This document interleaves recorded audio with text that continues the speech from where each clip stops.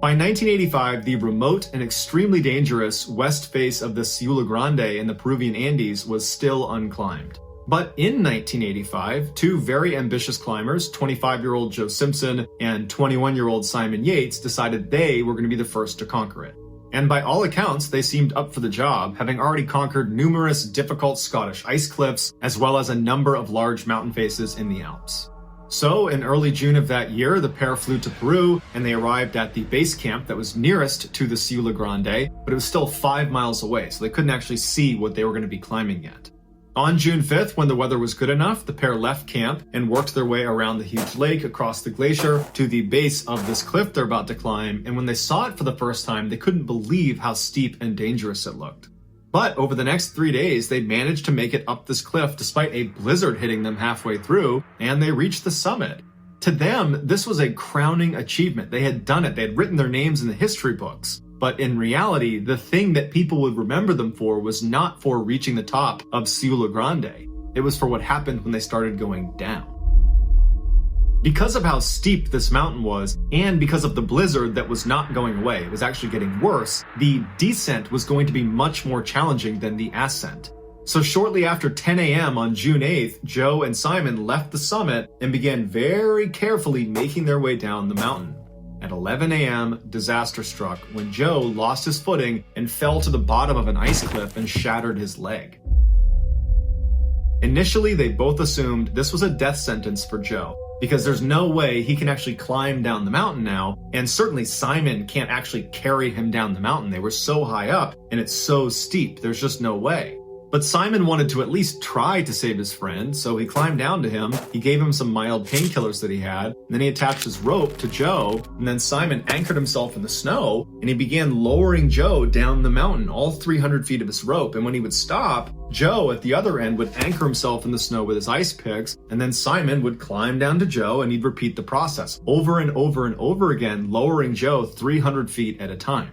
This went on for hours and hours and hours, just backbreaking work for Simon, and Joe, meanwhile, is in excruciating pain from his broken leg. And to make matters worse, the storm had gotten so bad that the visibility between Simon and Joe was zero.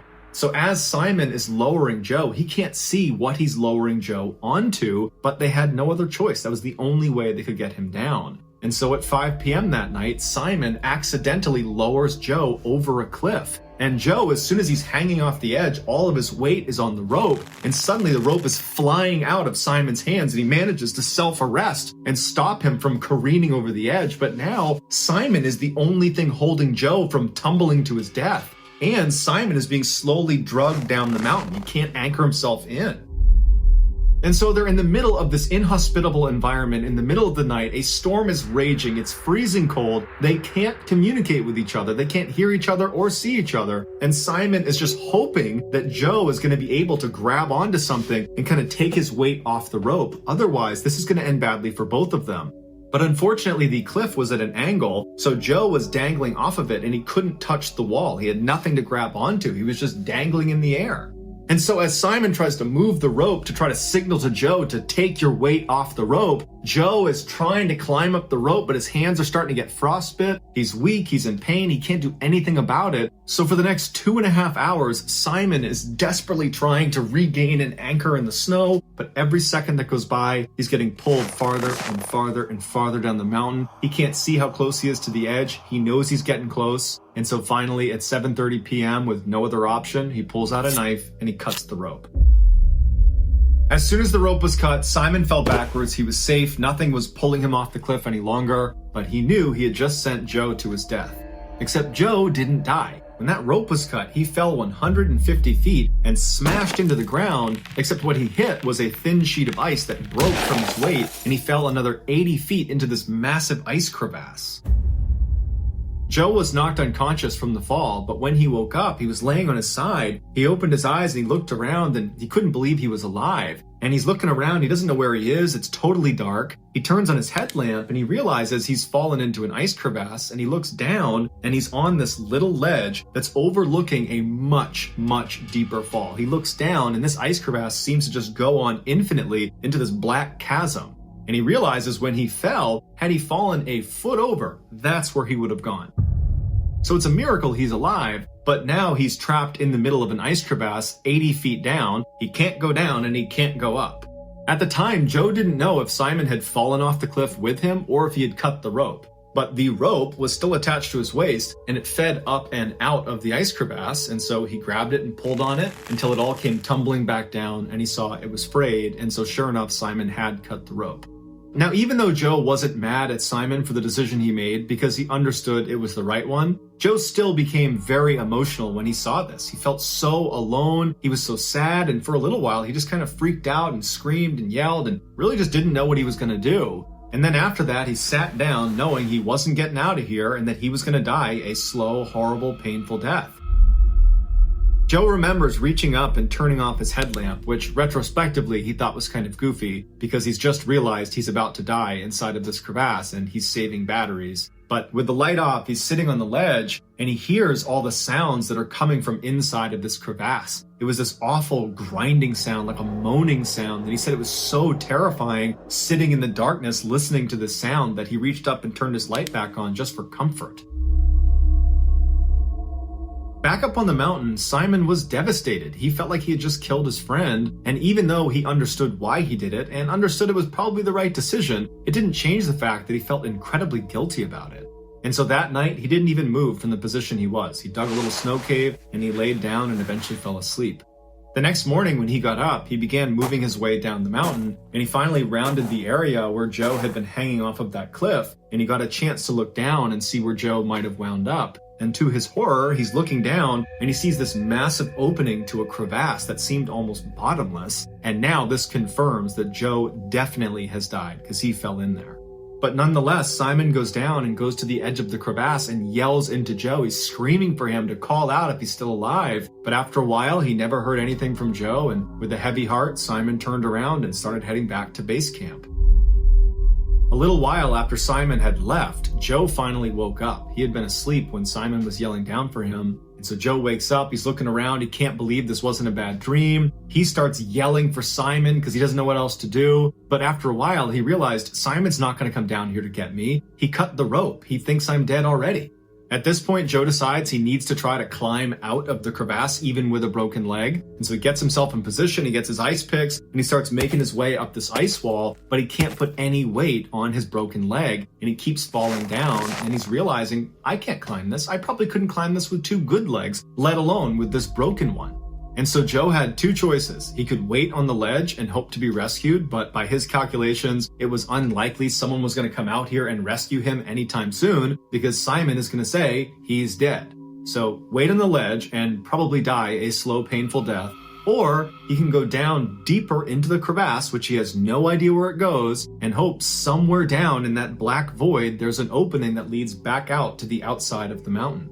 So he made his choice, screwed an anchor into the ice, put his rope through it, he tested it to make sure it would hold his weight, he looked down into the void one last time and knew that as soon as he stepped off of this ledge, he could not come back up again. This was a one-way trip.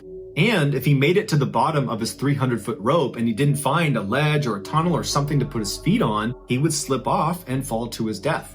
On purpose, he did not put a knot at the end of his rope because he figured either I'll find a way out or I won't, but at least it'll be quick. Down he went about 80 feet into this pitch black crevasse. He has no idea what's down there. And he gets to a point where the walls kind of come together and he was able to squeeze through it. And he realized once he got through that point, it was like the center of an hourglass where below it, it kind of opened up. And as soon as he pushed through, he could actually see to the ground. He saw flat ground and there was light shining on it, which meant there was a hole leading out into the mountains somewhere down there. And so he went all the way down, he touched the bottom, it was solid ground, he disconnected from his rope, and he climbed his way up this incline to where the sun was coming in, which was this hole that led right back out onto the mountain. And sure enough, he crawled out and tumbled out, and the sun is shining on him, and he remembers just laying on the mountain, looking at the sun and laughing. He couldn't believe it.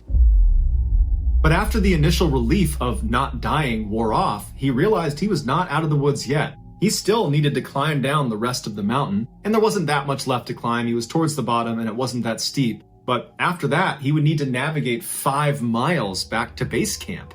But over several delirious, painful, miserable days, he managed to crawl all the way back to base camp, and he got there right as Simon was packing up the tent and getting ready to leave. He could not believe he saw Joe alive.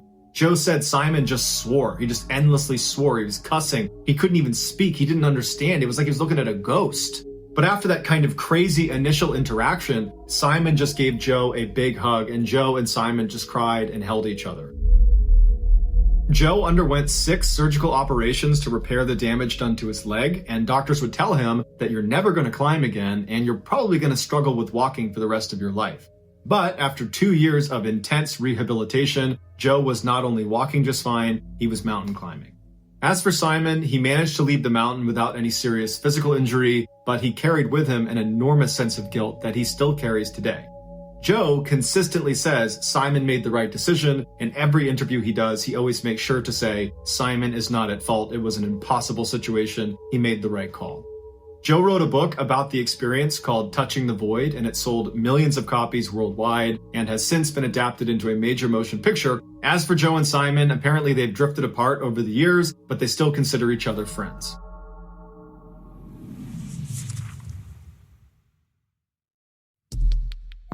Our next story is called Bats.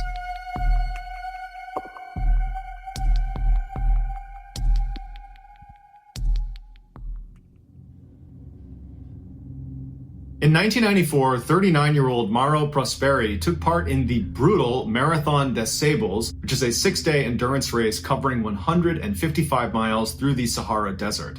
The competition was known as one of the toughest in the world, but Prosperi was a former Olympic athlete, and he kept himself in unbelievable physical shape. He was also a police officer back in Italy, which kept him even more active, so he felt ready.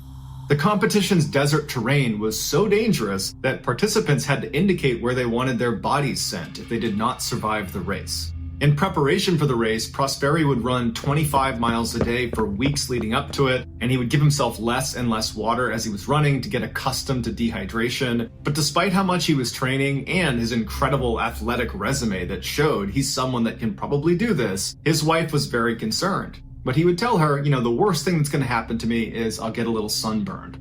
The race kicked off at its starting point in Morocco on April 10th, and initially it was going very smoothly. Prosperi was always at the front of the pack, and he was always the first Italian to finish that day's stage. And so when he would finish, he would go to his tent and he'd put an Italian flag on the outside to show the other Italians doing the race where they could find him to come inside and chat. And he would say that part of the race was really fun. Then things went wrong on the 4th day during the longest and most difficult phase of the race. When he set out that morning, it was already very windy, and he found himself in this section between these 2 big sand dunes, and the pace setters had already gone way ahead, so he's totally alone. And then out of nowhere, this massive sandstorm kicks up and completely blinds him. He can't go anywhere because he can't see where he's going, and so he manages to kind of feel his way to this rock, where he gets down behind this rock, and he thinks to himself, I'll just wait it out and then continue on. But the sandstorm raged for 8 hours. And when it was finally done, it was totally dark outside, so Prosperi couldn't see anything. So he decides, you know what, I'm gonna have to sleep on the dunes, and tomorrow morning I'll have to get up and keep going. And his biggest concern at this point was not that he was in a survival situation. It was, man, I was in 4th place in this race, and now with this huge setback, I'm probably gonna finish last. And so when he went to sleep that night, all he was thinking about is, man, I gotta get up and go as fast as I can so I don't finish last tomorrow. But when the sun came up the next morning, Prosperi looked around and he realized he had a much bigger problem. The sandstorm had been so strong, it had completely altered the landscape. The dunes had all moved around. He had no points of reference. And so even though he had a map and he had a compass, he had no way to orient himself. So he had no idea what direction to go. Anybody that competed in this race really needed to be self-sufficient, and so Prosperi had a knife, he had plenty of dehydrated food, he had a sleeping bag, but he had very little water. He had about a half bottle of water, because at each of the checkpoints during the day, the race officials would give you all of this water, and the idea was you would drink it all by the time you got to your next checkpoint. And he had not made it to the next checkpoint, and so was very low on water. As he's looking around, realizing this is a really bad situation, he thinks to himself, other runners must have had this same thing happen to them. They probably had to hunker down yesterday during the sandstorm and they're just waking up now. They're looking around. I'm bound to find someone. We'll link up and we will get to the end of this race and we'll be just fine. And so he runs to the top of a sand dune and looks around expecting to see someone, and he doesn't. There's no one in all directions. It's just completely barren desert. And so he leaves that sand dune, goes up another one and does the same thing. He's looking around and there's nobody there. And over the course of several hours, he was just running to the peaks of these different sand dunes, expecting to see someone, not seeing anyone, becoming more panicked and expending more energy. And finally, by the late afternoon, when he's sweating profusely and the sun is bearing down on him and he still hasn't seen anyone, he realizes he's gonna die if he keeps doing this. And he needs to be smart about this. And so at this point, he went into survival mode, and he decided that the only times he's going to move are going to be at night and in the early morning hours, because those are the times when the sun is not up and it's still pretty cool, and he can conserve energy that way. He also began peeing into bottles and began conserving his urine to drink later when he did run out of water.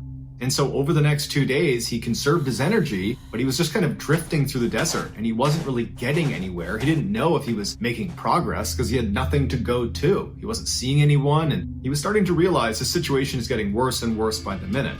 And then, in an incredible stroke of luck, he comes across this Muslim shrine in the middle of nowhere that Bedouins would use as they traveled across the desert, and he ran inside hoping that there'd be a person in there. And there was a person in there, but they were dead inside of a coffin.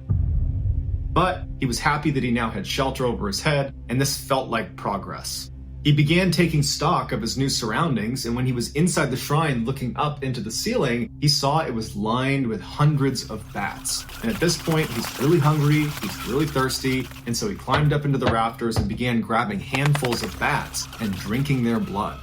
After drinking the blood of 20 bats, he used some of the wood that was inside of the shrine, and he built a fire outside, and that would be his way to signal planes and helicopters going overhead that he assumed would be out looking for him. And so he sets the fire, and he comes back inside, expecting, over the next couple of days, someone's bound to find him, but nobody does. And 4 days go by, and 3 separate times a plane or a helicopter flew directly over him. He's got his fire going, he's out there flagging him down, but nobody saw him. And so at the end of those 4 days, he's now been out in the desert roaming around for nearly a week, and he's starting to realize that this is the end. He's not going to survive this. No one knows where he is. No one's seen him so far. He's running out of supplies. This is it. And so knowing he was staring down a long, painful death, either by dehydration or starvation, he decided he was going to expedite it. And he would say later that he did not feel sad about this. It just was a logical choice he was making. He figured this way, if he died inside of the shrine was more likely to be found than if he had died somewhere out in the desert where sand would cover him up. And so he said it was more likely people would find the shrine and therefore find him, and so there'd be closure for his family. And so Prosperi took a piece of charcoal from the fire, wrote a message to his wife, and then cut his wrists and laid down, expecting never to wake up again. But the next morning, he woke up. And he had barely bled because his blood was too thick. He literally could not bleed to death. He took this as a sign that he was supposed to live, and he suddenly felt motivated to survive. He decided to leave the shrine and follow the advice that one of the race organizers had given all of them at the start, which was, if you get lost, follow the clouds you can see just beyond the horizon at dawn. There you will find civilization. So Prosperi hopped up and began heading towards what he believed were those clouds. He walked for days in the desert, grabbing snakes and lizards off the ground and eating them raw. He said his inner caveman came out, like his primal desire to live, and he had no problems eating the things he was eating. Prosperi grew so dehydrated he couldn't even urinate anymore, so he began drinking the liquid inside of succulents that grew inside of dried up riverbeds, and he also began sucking out the moisture in his wet wipes that were in his backpack. On the 9th day, Prosperi saw a little shepherd girl off in the distance, and she saw him, and she was scared of him, and she turned and ran away. And at first, Prosperi is devastated because he has no strength to chase after her, but she had actually gone down to her tribe and told them about this strange man wandering the desert, and they came running up over the dunes, and they brought him in, and they gave him food and drink, and they sent someone to get police. After police picked him up and brought him back to their headquarters, he discovered he had walked over 181 miles from where he had gotten lost on the course all the way to Algeria. His family and race organizers had gone out looking for him after he went missing, but all they ever found was his shoelace, and so they assumed he was dead. It would take him 2 years to fully recover from this ordeal, but after he did, he went on to run 8 more desert races.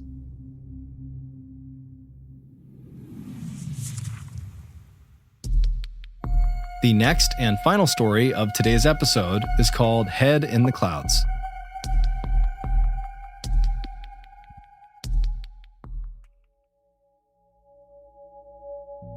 In 2007, 35-year-old Eva Wisniewska was a member of the German national paragliding team.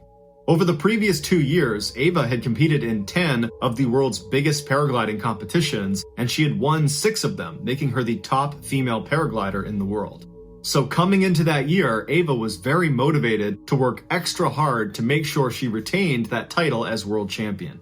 On February 24th of that year, Eva was preparing her gear alongside 200 other paragliders on Mount Bora in New South Wales, Australia. This was Eva's last training opportunity before her first major competition of that year, which was scheduled for the next week. As they were getting ready to launch, one of the coaches walked in front of the group and made an announcement.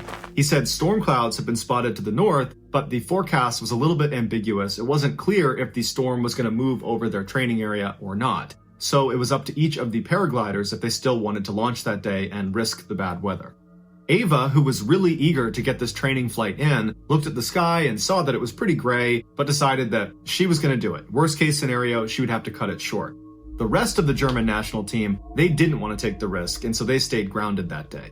Eva took a little bit longer preparing her gear, so by the time she was lining up on the cliff, she was only one of a handful of people that remained. And so strapped into her glider, she took a good run forward and launched herself up into the air.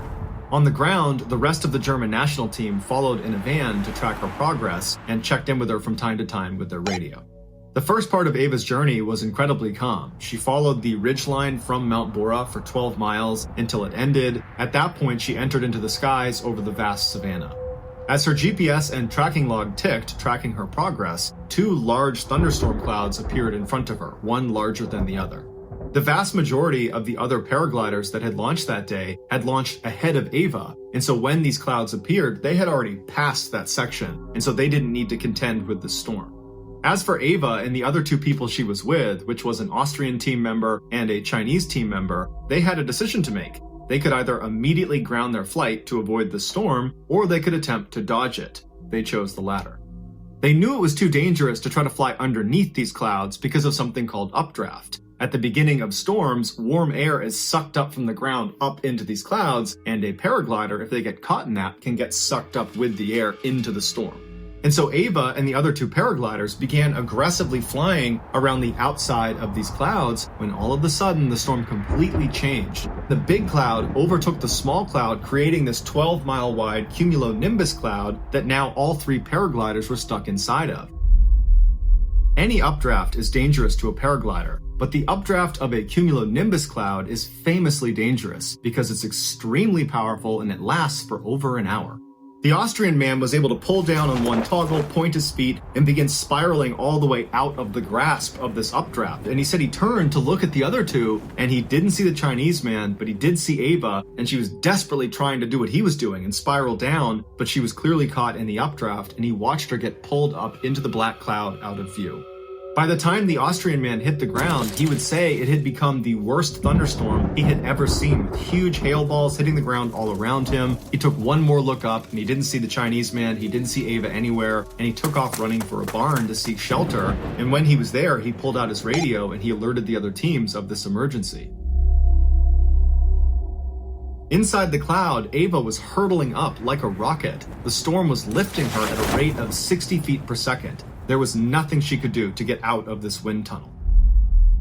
Eva knew she was getting pulled towards the storm's eye in its vicious center because of the immense claps of thunder that just kept getting louder and louder, and it also kept getting darker and darker all around her. In fact, it was pitch black except for the occasional flash of lightning that came very close to electrocuting her.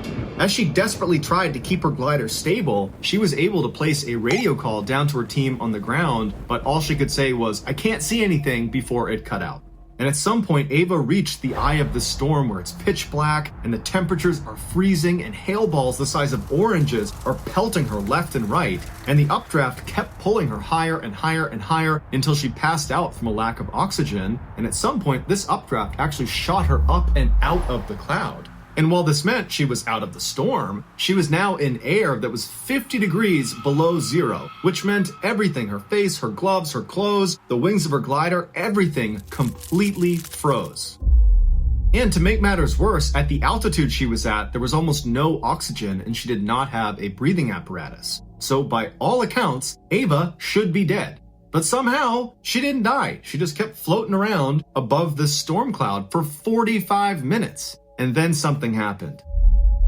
The ice on one side of the glider broke off, causing it to collapse, throwing her into a deadly free fall, and she's not in control, she's still unconscious, and she starts barreling back towards the ground like gravity has been turned back on again, going straight through the storm all over again. And so through the storm, going at 90 feet per second, she clears the storm, and then right after getting out from underneath it, her glider miraculously just opens back up again. And the jerking motion of her suddenly stopping her free fall jolted her awake. And so she's looking around, totally confused as she's gradually regaining consciousness, and she's taking stock of where she is, and she's still in the storm cloud, but right at the bottom of it. But luckily, the updraft had stopped. And so she was steady, and she was able to reach up and grab her toggles, and she was able to fly herself down to the ground and crash land, and then she curled into a ball, grabbed her radio, and she called her team. When they heard her voice, they could not believe she was alive because the other paraglider that got sucked up by the updraft, the guy from the Chinese national team, he unfortunately was struck by lightning and was killed. And so they were anticipating finding out that Ava had been struck by lightning as well. But Ava had not just survived. When they brought her to the hospital, they discovered that virtually nothing was wrong with her. She had some pretty bad bruises and cuts from the hail, and she had a little bit of frostbite on her face, but it was treatable. And so the same day she was brought in, they discharged her. After leaving the hospital, she and her teammates went back to the launch site so she could collect her gear. And when they got there, she looked at her GPS, and the GPS had been tracking her entire flight the entire time she was up in that cloud. And she showed her teammates what it said, and they literally couldn't believe it.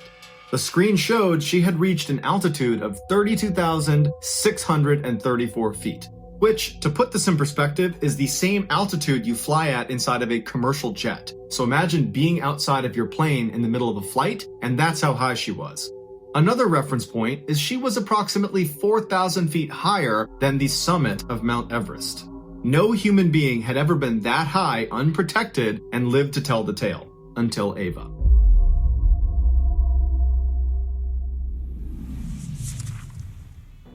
In 2007, 60-year-old Michael Dick was living in Bow, East London with his wife and 2 daughters. While his life was not exactly exciting, it was good. He lived in a quiet and safe neighborhood, and Michael, who used to be a carpenter, was now semi-retired and got to spend the bulk of his time with his friends and family. But that year, something really started to bother him. 10 years prior, Michael had split up with his first wife, and after their divorce was finalized, his ex-wife and the daughter they had together, her name was Lisa, and she was 21 at the time, those two stayed in the family home in Sudbury, England, and Michael moved south about an hour and a half to Bow, East London. The divorce had been quite messy, and so Michael had not only lost touch with his ex-wife, he had also lost touch with Lisa. And so fast forward 10 years back to 2007, and Michael and Lisa had not spoken since the divorce, and Michael found himself suddenly feeling this unbelievable wave of grief over the loss of his relationship with his first child. And so after speaking with his current wife and his 2 other daughters, he decided that he had to go find Lisa. He had to be reunited with her. The only problem was he didn't know where Lisa lived, he didn't have her contact information, and he didn't know where his ex-wife was, so he couldn't even ask her how to get in touch with Lisa. However, he did have the street address of where they used to live in Sudbury, England, and so he decided that would be his starting point. So in August of that year, Michael and his 2 other younger daughters, they hopped in the car and they left Bow, East London, and they headed up to Sudbury, and when they got there, Michael navigated to his old street, which had brick houses lining each side of the road, and he drove down until he spotted his old house, and he parked right out front, and then he alone hopped out of the car and he walked up to the front door. He took a deep breath and then he knocked on the door. When the door opened, it was not Lisa, it was not his ex-wife, it was some other family that he didn't know, and they didn't know Lisa or his ex-wife, and so they said, good luck finding your daughter, but we don't have any information for you. And so Michael was crushed, but he thanked them, and he turned around, and he went back to the car, and he told his other daughters about what he had just learned. And then from there, the trio just kind of began driving around Sudbury, half looking for Lisa out on the streets, although none of them thought they would actually find her, and then also kind of discussing what they were going to do next, because now they had nothing. And so as they're driving around the streets of Sudbury, they come to the realization that their best bet at finding Lisa is putting some sort of story in the local newspaper that hopefully she would see, and then she would contact Michael. And so they drove to the headquarters of the local paper, the Suffolk Free Press, and they went inside and they managed to speak to a reporter. And after telling the reporter Michael's story about how he's lost touch with Lisa, the reporter thought, you know what, this is actually a pretty interesting story, and I'd be happy to do a small feature on you guys. And so the reporter, along with a photographer, brought Michael and his two daughters outside. They took a picture of them, and then they told Michael, in the next edition of the paper that will run in a couple of days, we'll run this picture along with a little write-up about how you're looking for Lisa, and we'll put your contact information in there, and hopefully she sees it and she reaches out to you, and you can be reunited and live happily ever after. And so Michael thanked the reporter and the photographer, and then he and his other two daughters hopped in the car and headed back to Bow, East London. In 2007, at the same time that Michael was beginning his search for Lisa, Lisa was actually beginning to think, you know what, I want to go find my dad. Lisa was now 31 years old. She had 3 kids of her own. She was married. She had moved out of Sudbury to a neighboring town.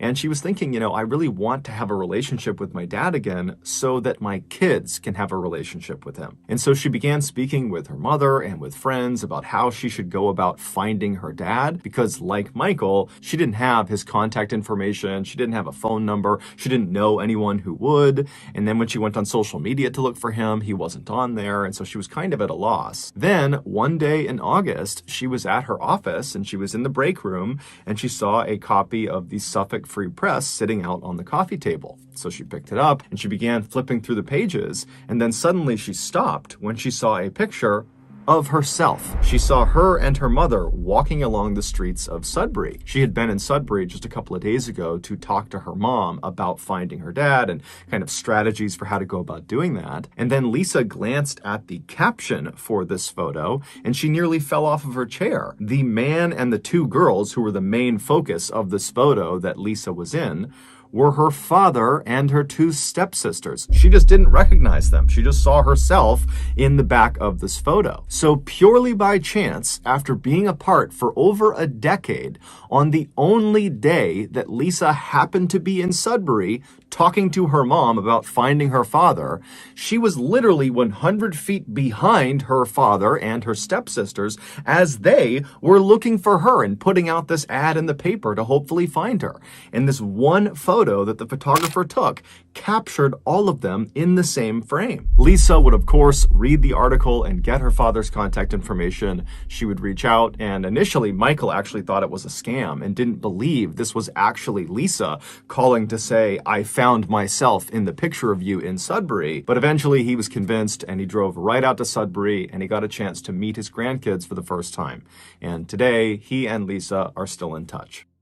Before we get into our next story, I want to talk to you about today's sponsor, BetterHelp. One of the hardest things about struggling with your mental health is that oftentimes you don't actually know you're struggling with your mental health. Before I became MrBallen on the internet, I struggled mightily with depression. However, had you asked me at the time how I felt, I would have just thought I had a bad temper, not realizing that my bad temper was a symptom of deeper issues. Luckily, I was able to go outside of my comfort zone and seek out a therapist, and with their help, I was able to change my outlook on life and become a happy person again. Because therapy has had such a positive impact on my life, I recently partnered with BetterHelp, which is a very highly reviewed online therapy platform that I currently use, and I think it's totally awesome. And so far, the people from our strange, dark, and mysterious community who have also given BetterHelp a shot, they've given us permission to share some of their feedback, and as you can see, it's very positive. BetterHelp is super easy to sign up for for and use. You just fill out a questionnaire that assesses your specific needs, and then within 48 hours, you are matched up with your therapist. Then you schedule secure video and phone sessions, plus you can exchange unlimited messages, and anything you share is totally confidential. Also, you can change your therapist at any time for no additional cost. So if you are even considering trying out therapy, I highly recommend BetterHelp as your starting point. If you're interested, make sure you go to betterhelp.com/MrBallen. That is betterhelp.com/MrBallen to get 10% off your first month. Okay, let's get back to the stories. If I told you to picture the Amazon rainforest in your head, you would likely picture a dense tropical wilderness full of amazing and exotic animals. And you'd be right, that is a good representation of the Amazon rainforest. But what a lot of people don't know is that the Amazon rainforest is also home to a massive city. It's called Manaus, and it sits right in the middle of the Amazon rainforest, right along the Amazon River. And it happens to be one of the most violent places in the entire world. All it takes in Manaus is simply walking down the wrong street or crossing the wrong person, and you can get shot or stabbed in broad daylight, and there's virtually nothing anyone can do to stop it. In 1989, a 31-year-old former police officer named Wallace Souza decided to make a TV show about what it was actually like to live in his hometown of Manaus. And unlike other crime shows in Brazil that often censored out the most graphic content they covered, Wallace decided he wasn't going to do that. He wanted to expose the harsh reality of life in Manaus, and he felt like the only way to do that was to show everything. And so that year, he launched this show, which he called Canal Livre, which translates roughly to free channel. And true to form, there was no filter on what went on the air. And so this show was shocking. Viewers were given a front row seat to freshly murdered victims that are lying out in the road and slumped over chairs in restaurants and behind steering wheels. And the cameraman would zoom in on their fatal injuries, and they would zoom in on the faces of these people that have just died. Every gratuitous detail, every blood spatter, every grieving family member of the victim who's crying out in pain, all of it was shown on this TV show. And then in between these very dark and violent segments about gang killings and drug deals gone wrong, Canal Livre also had a much lighter side.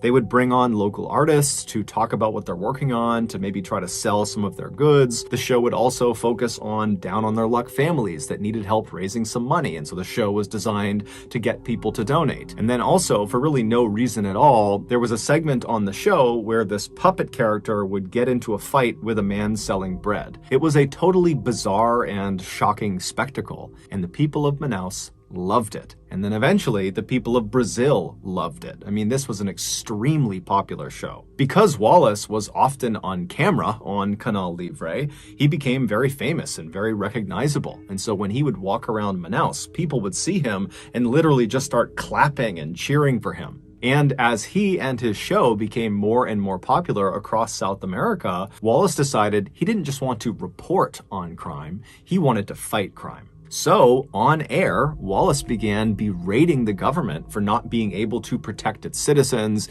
and he berated the police for not being able to catch the criminals. And then off the air, Wallace campaigned for and was elected to political office in Manaus, where he continued to push hard to reduce crime in the city. And so it wasn't long before Wallace went from just being a relatively well-known TV host to being one of the most beloved and influential and trustworthy people in all of Brazil. However, over the years, there was one strange thing about his show, Canal Livre, that people just couldn't wrap their heads around. This oddity was most obvious in a now famous episode of Canal Livre that aired sometime in the mid-2000s. This episode opens with a Canal Livre reporter making their way through a jungle, and there's a cameraman filming them from behind. And this reporter, they're very carefully walking through, kind of pushing branches out of the way and high-stepping over all the underbrush. And then at some point, point up ahead, you see there is a clearing, and there is a third person standing in this clearing, and they're clearly looking straight down at something on the ground that we can't see. But this third person is very occupied with whatever is on the ground. And so eventually this reporter makes their way through the jungle into this clearing, and then as soon as the cameraman gets into the clearing as well, he looks down at what is on the ground. And what you see is what appears to be a log that has previously been lit on fire because it's still smoking and it's black and it's charred. But as the cameraman zooms in, you see there are hands on this log. So you realize it's not a log, it's a human being who's obviously deceased. And based on how badly charred they are and how much they're still smoking, you realize very quickly that this person must have been on fire very recently as probably just a couple of minutes ago. Like right before the camera got here, this person was on fire. And so as you're kind of seeing this shocking image, the reporter suddenly talks about this person like he knows all the details of them already. He says, this person, it's a man, and they were not shot to death, they were doused with gasoline and burned alive. But at this point, the police had not come out. They had not seen this dead person yet. And so it made no sense that the reporter would have all this information on hand, because no one knows this stuff yet, and based on just looking at this person's body, it was too badly burned to be able to tell whether it was a man or whether they had been shot or not, or whether gasoline was used. But when Wallace was questioned about where he and his reporters got their information from, he just said, look, we're a very popular show and people call us often before they call the police, and they give us information about what's happening in the city, and we have a huge team. We watch the police headquarters, we listen to the police's radio, we watch the morgue, we have loads of informants all over the city, and so we just get our information really, really quickly. And this answer was enough until 2008. That year, in October, the police arrested a former Manaus police officer who just went by the name Moa, and they accused him of 9 murders. And so they throw him in jail, but Moa, despite the seriousness of the charges against him, seems totally unfazed. It was obvious he had some sort of powerful connection outside of prison, some person or some entity that he fully expected was going to, at any moment, swoop in and magically get him out of prison. But that didn't happen. Moa just continued to sit in jail, and at some point that began to sink in that he was kind of on his own, and so he began to talk. And the story he would tell would shock Brazil. Moa would admit to having killed some people, but he would tell police, look, I'm just the assassin. The person who hired me for these killings is Wallace Souza. It would turn out Wallace Souza started his show, Canal Livre, with the best of intentions. But when his show became massively popular, and it in turn made him, Wallace, also massively popular and powerful, he became corrupt. And at some point, after his meteoric rise, he formed this very powerful drug cartel, and then in an effort to bolster his illegal dealings and to boost his show's ratings, he decided to start contracting hitmen like Moa to start taking out rival gang members in Manaus. And he would tell the hitman how he wanted them killed and where he wanted them killed and at what time, and then after the hitman agreed to do this, he, Wallace, would go tell his camera crews exactly where to go and at what time so that they would be arriving at the murder scene literally right as it was happening or right afterwards, allowing them the opportunity to get all the gory footage before anybody else. It would take the police a year to finally compile enough evidence to charge Wallace with murder, but they would do it in October of 2009, and eventually Wallace would turn himself in. However, he denied everything. And then before he went to trial, he would die of a heart attack in prison. And so we never actually got to learn the full extent of what exactly Wallace Souza had done, how many people he had assassinated, and how many of them were shown on his TV show. But we do know that at least 3 of his assassination victims were shown on his TV show, one of them being the person that was found out in the jungle. They really were a man. They really had not been shot. They had been burned alive with gasoline at Wallace's discretion. But in the end, the person who paid the highest price for the Canal Livre killings was Moa, the hitman who blew the whistle on what was going on with the show. On New Year's Day in 2017, a crime syndicate overran the prison where Moa was being held. Now, they had lots of targets of people they were going there to kill, and one of them was Moa. They were furious with him that he spoke to police and gave up information about the drug trade in Brazil. And so eventually, this angry mob of gangsters made their way over to Moa's cell, and when they found him, he was pressed up against the back of his cell wall, basically as far away from the bars as he possibly could be, and he began pleading for his life, and this horde was not having it. They were only there to kill him. And so they all have machetes and knives, and they're looking at him through the bars, and they say, we're going to come in there, we're going to cut you to pieces. And so then they start banging on the door, they're trying to hack the lock open, and Moa, he can't do anything. All he can do is kind of just keep himself all the way to the back of the cell and hope they don't get in. And eventually, they can't open the door, and they know it. And so they do the next best thing. They reach through the bars with a lighter and they light Moa's mattress on fire. And so Moa was trapped. He had nowhere to go, and so eventually the fire reached him and he burned alive.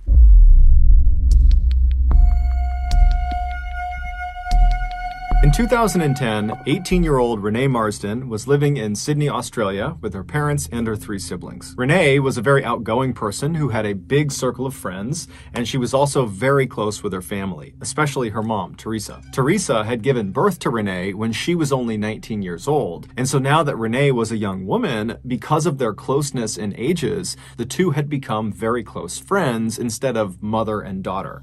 And so because of that dynamic, Renee found herself always going to her mother to tell her anything going on in her life. She was her confidant. And that year, something major had disrupted Renee's life, and so naturally she went to her mom and she told her about it. It would turn out Renee's boyfriend of nearly 2 years, who she was madly in love with, well, she discovered he was cheating on her and didn't actually even care about her. He had sent these text messages that basically said as much. And so she confronted her boyfriend with these text messages, and he denied ever sending them. He said, "Look, I've never cheated on you. I don't know where those came from. I promise I've been faithful to you this entire time." But Renee just wasn't buying it, and so she had felt forced to break up with him. And so Renee naturally had turned to her mother for comfort and guidance, but Teresa, all she could really offer her daughter was, to remind her that time heals all wounds, and that certainly someday you will meet the right person for you. And amazingly, only a couple of weeks after this very painful breakup, Renee came home from work one day, and she walked into the house, and she was all smiles. And considering how unbelievably depressed she had been over the last couple of weeks,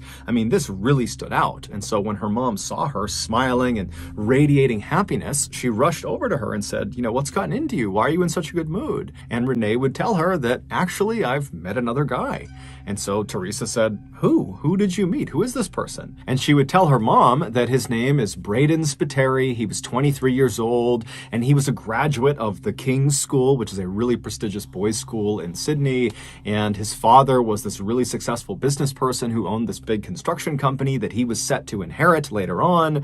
And so she was just raving about how amazing this guy was. And Teresa was really happy. If nothing else, this was a very good distraction for her. And so she asked her daughter at some point, "How'd you meet this guy?" And Renee would tell her that Camilla had introduced them. Camilla Zaidan was Renee's best friend. They had met in high school. And Renee would explain to her mother that Braden was actually Camilla's ex-boyfriend, but they hadn't dated in a really long time, and there was no feelings between them. They were just friends at this point. And apparently, after Renee had this really painful breakup, Camilla had just felt bad for her, and so she had gone out and found the best possible match for Renee, which in her mind was this guy Braden. Teresa knew Camilla really well because she was always over the house, and she knew Teresa's intentions must have been good, but she's thinking to herself, this is bad news. You don't want to have best friends, one dating the ex-boyfriend of the other. It's just bad news waiting to happen. And so Teresa couldn't even help herself, and she says to her daughter, "Do you really think it's a good idea to be dating Camilla's ex-boyfriend?" But Renee would tell her mom, "Look, Camilla was totally upfront with me. She just wants me to be happy. She thinks Braden is a good match for me. They don't have feelings anymore, not at all. She's totally in support." And so Teresa still very much had her doubts that this was a good idea. But she put those doubts aside, and instead she said, okay, well, can you show me a picture of Braden? Can I see what he looks like? And so Renee pulls out her phone and she finds a picture of Braden and she shows it to her mom. And right away, her mom is looking at this picture and seeing that Braden is a very handsome guy, big bright smile. But she sees in this picture, Camilla is very clearly laying on his shoulder like she is his girlfriend. And so again, Teresa's thinking to herself, this is not good. Someone is going to get hurt. But over the next couple of weeks and months, Renee and Braden texted each other all the time. I mean, Renee had her phone out basically 24/7 talking to Braden. The pair had made plans to meet up and see each other in person for the first time on several different occasions, but every single time they were set to go meet, one of them would have a conflict that would make it impossible to have this face-to-face meeting. And so before long, when they just could not get a meeting established, they kind of stopped trying to have face-to-face meetings. It was almost like they had built this really strong, flourishing relationship all via their phones, and it just was getting more and more awkward to actually go out and see each other in real life. It was just more comfortable doing it all on their phones. And so this digital-only relationship between Renee and Braden continued for almost a year until January of 2012 when something horrible happened. Braden was in a horrible motorcycle accident. He survived the accident, but his passenger, his best friend, this guy named Richie, who was riding right on the back of his motorcycle, he didn't survive. He was killed in the accident. And it was determined that Braden was driving recklessly. And so he was charged with manslaughter and convicted and sentenced to 2 years in prison. Even though Renee's mother, Teresa, was totally upset about this accident. I mean, she did understand someone had lost their life and now Braden was going to jail for 2 years. She understood the seriousness of this accident. But at the same time, there was a part of her, her motherly protective side of her, that was kind of relieved for her daughter. She figured with Braden being out of contact for 2 years in prison, that their relationship would end and Renee could go pursue somebody else who was not an ex-boyfriend of a close friend and was someone that she could actually see in person and not just have to text with all the time. But surprisingly, after Braden was transferred to Goulburn Prison, which is where he'd be serving his 2-year sentence, it's located about 2 hours to the south of Sydney, his family smuggled a phone somehow into this jail, and he was able to continue texting with Renee. And so after he was incarcerated, they just picked up their relationship like nothing had changed. Now, Renee's family did not like this development, and they told her as much. They thought this was a bad idea, that this was the wrong path for her, but Renee didn't care. She was totally in love. And in fact, over the first couple of weeks that he was in Goulburn Prison, their relationship only intensified. They actually agreed to get married as soon as he was released at the end of 2013. And in fact, Renee had already begun making wedding preparations. She had gone on eBay and found this beautiful tiara she would wear on her wedding day, and she had contracted a wedding photographer, and she had even contacted the Greek consulate to ask if it would be okay if Braden were allowed to enter their country, because they were planning to have their honeymoon in Greece, and Braden was going to be a convicted felon, and so she needed permission for him. But in August of 2013, just 2 months before Braden's expected release date, something changed. Renee's mother, Teresa, got a text message from Braden, something she had never gotten before, and it said, "You need to check on your daughter. She's talking about killing herself." And so Teresa is totally taken aback by this message, and she goes right into Renee's bedroom where she is sitting on her bed, and her mother sits down next to her and says, "Honey, are you okay? You know, what's going on?" And Renee would look up at her mom and say, "Yeah, you know, I'm fine. What's going on with you?" And then Teresa would hold out the phone and show her the text message from Braden, and as soon as Renee saw it, she kind of sighed and looked at her mom and said, "I'm not going to hurt myself. We just broke up. Our relationship is over." Teresa knew this was going to be an extremely hard stretch of time for her daughter with another painful breakup here, but at the same time, Teresa thought to herself, this is probably for the best. That relationship just had bad news written all over it from the start, and so now she can begin to heal and move forward with her life. And so Teresa and Renee would sit in the room for a while just chatting on the bed, and then eventually Renee would tell her mom that her plans that night were to go out with her friends and cut loose and kind of just forget about this whole thing. And so Teresa sat in her bedroom on her bed as her daughter stood in front of the mirror and got ready, and then once Renee was ready, she and her mom hugged and kissed, and then Renee told her mom she'd be back soon, and then she left the house. A few hours later, Teresa received a text message from her daughter, and it started with, "Mom, I love you so much, and I'm sorry for the pain I'm about to cause you. You can still talk to me though, just call out my name and I'll be there." Teresa read this message and didn't really know what to make of it. She knew her daughter was almost certainly very upset about this breakup, but she didn't really understand the context of this message, and so she called her daughter. She didn't pick up, so she called her again, and after that second time her daughter didn't answer, she sent her a text message that just said, "Please call me back." But she sat there kind of waiting for her daughter's call, but it never came. And so Teresa, starting to feel a little bit worried about her daughter, she called Camilla and she asked her, "Hey, have you talked to Renee tonight? Because I can't get in touch with her." And Camilla would tell Teresa that actually, yeah, I just got a very strange text message from her that just said, "I love you, I'm sorry."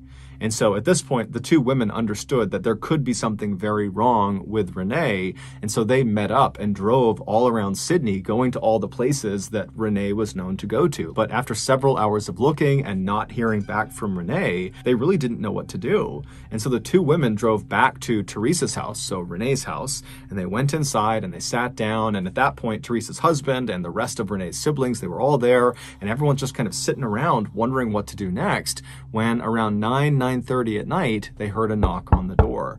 And it was the police coming to inform them that they had found Renee's car parked in an area that it shouldn't have been, but Renee wasn't there. And so they were coming to ask if they knew where she was and why her car might be out there. And so at this point, the family is totally terrified. They tell the police about these strange text messages, and then before long, the parents just rush outside, they hop in their cars, and they drive out to where their daughter's car is.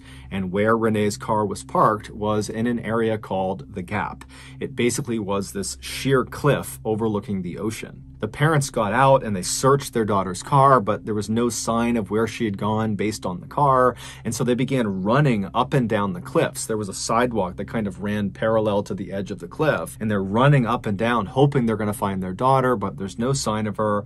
And then at some point, Teresa climbed up to one of the highest points of the cliff. And when she got up there, she found her daughter's black flat shoes. And they were placed neatly together on the ground right in front of the fence that was there to prevent people from getting too close to the edge of the cliff. But despite an extensive search that night, they couldn't find any sign of Renee. She was nowhere to be found. However, the police would discover the following day that there was actually a camera that was looking at that section of the cliffs. And so they reviewed this footage and they found Renee. They saw what happened to her. And in this camera footage, you see Renee walking up the trail in the middle of the night, and she stops and she takes off her shoes and she puts them down, and then she hops over that fence. Now, the fence was not right up against the very edge of the cliff. It was set back maybe 3 or 4 feet.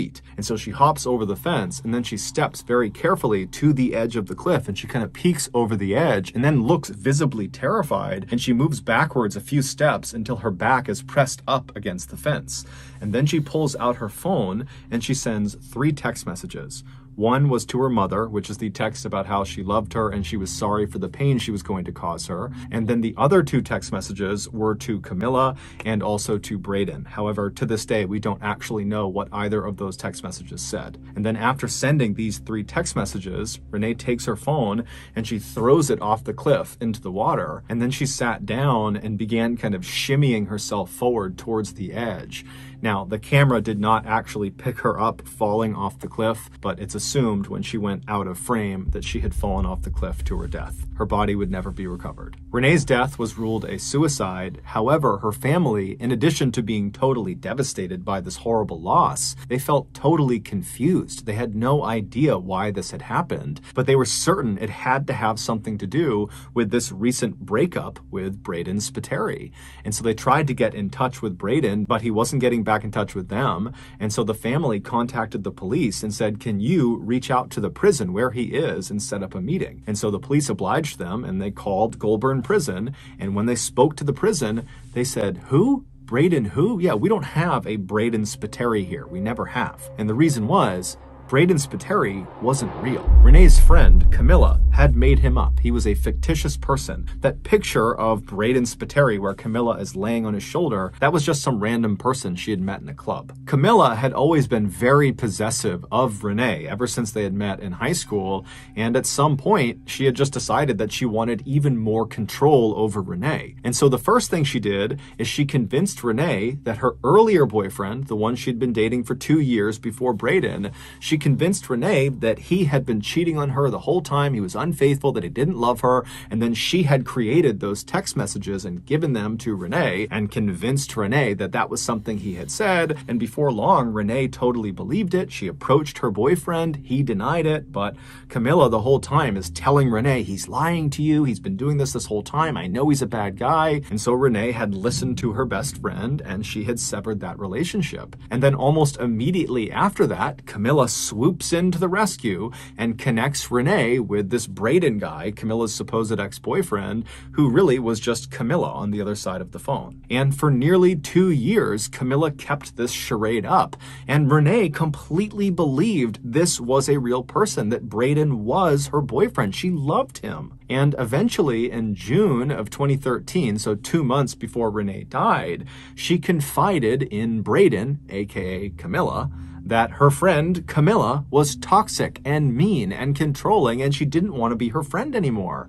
And so Camilla, she's reading this and she's furious. And so she decides the only way to get revenge on Renee and regain control of her is to have Braden break up with her. And so 2 months later, on August 5th, 2013, so on the day that Renee died, she was out to lunch at around 1 p.m. with a coworker when she gets a text message from Braden that just kind of comes out of the blue, and it says, "I need a break from you." Now, this is around the time that they're planning their wedding. And so Renee is totally heartbroken and she's trying to get in touch with him and call him. He's not picking up. And then fast forward to about 2:45 p.m. that afternoon, we know Renee called Goulburn Prison. It was the first time she had done that.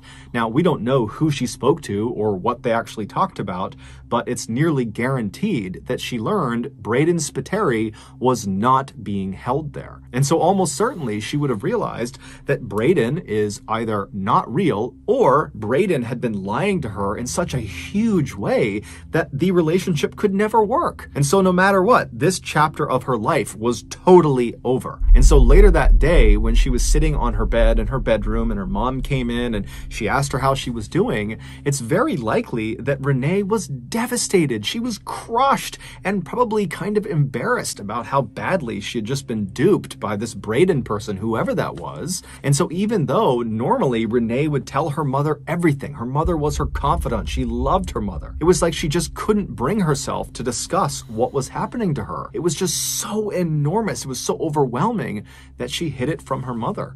And instead, she just got dressed up, said goodbye to her mom, and then she headed out to the cliffs. No charges were ever brought against Camilla because catfishing, which is exactly what she was doing, which is using a fictitious online persona to lure people into relationships, well, that's not considered a crime in Australia. And Camilla, despite being pressed by the police and Renee's family, has never taken responsibility for this and has never apologized.